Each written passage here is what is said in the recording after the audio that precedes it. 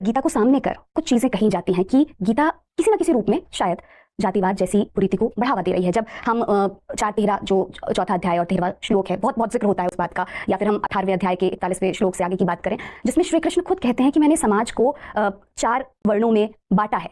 मैं आपसे जानना चाहती हूँ कि इस कंफ्यूजन को कैसे दूर किया जा सकता है। दुनिया में बहुत कम ग्रंथ हैं प्रसिद्ध ऊंचे जिनको कहने या लिखने के पीछे प्रमुख उद्देश्यों में ही एक उद्देश्य था जाति व्यवस्था की व्यर्थता को और मूर्खता को प्रदर्शित करना।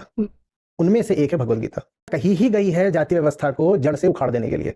कुल मिलाकर के दो जगह हैं गीता में जिनको पकड़ करके ये दावा किया जाता है कि गीता तो देखो जातिवादी है। आपने कहा एक 4-13 और दूसरा 18वें अध्याय में 41वें श्लोक से शुरू होकर वो एक 4 श्लोकों की श्रृंखला है। अब 4-13 क्या बोल रहा है? यही कह रहा है कि मैंने वर्ण व्यवस्था बनाई गुण कर्म के आधार पर। कहा है कि जन्म के आधार पर, गुण और कर्म के आधार पर बनाई है।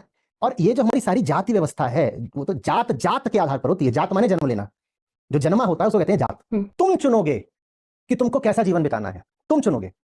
और चुनने के बाद इतनी ऊंची बात कहते हैं श्री कृष्ण, वो ब्राह्मण की परिभाषा देते हैं। कहते हैं ब्राह्मण वो है जो कि अब सीधे जाकर के अस्तित्व के अनंत सागर से पीता है, छोटे छोटे ताल तलैया जिसने छोड़ दिए हैं, यहां तक कि जो अब वेदों के भी पार निकल गया है वो ब्राह्मण है। जन्म की कोई बात नहीं है। 5:18 5वें अध्याय का 18वां श्लोक। कह रहे हैं पंडित वो है जो ब्राह्मण और चंडाल को एक बराबर मानता है। ब्राह्मण और चंडाल एक बराबर, और गाय और कुत्ता एक बराबर। ब्राह्मण, चंडाल, गाय, कुत्ता, ये सब माने यही नहीं कि एक प्रजाति में वो कोई अंतर नहीं करता, जो अलग अलग प्रजातियों में भी भेद न देखे, मात्र उसी को विद्वान मानना।